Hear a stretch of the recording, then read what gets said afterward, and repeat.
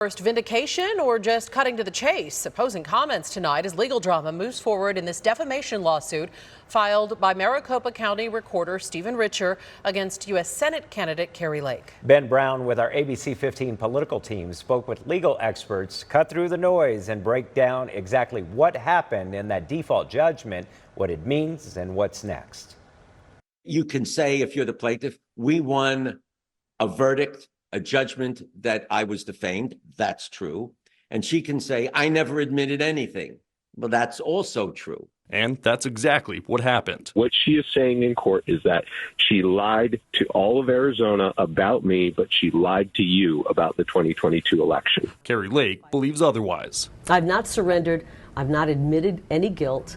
All I've said is I said those statements, absolutely. And guess what? They're all true. It's really semantics. And, it's not a criminal case, but the analogy would be Lake can either choose to plead guilty or to plead no contest. But the result is the same. If you're not contesting the liability, you are, for all intents and purposes, admitting fault.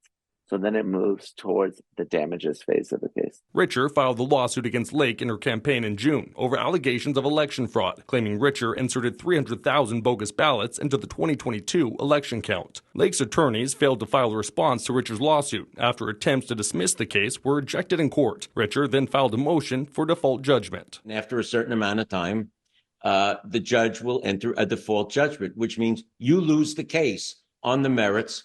Nobody investigates the merits of the case. There's no trial. There's no jury. There's no nothing. You lose because you didn't appear. On Tuesday, attorneys for Lake asked a judge to set a hearing to move forward in assessing damages, opting not to defend her statements. There's a possibility that this case drags out depending on when a trial is set just for the damages part of the case and how many witnesses need to testify.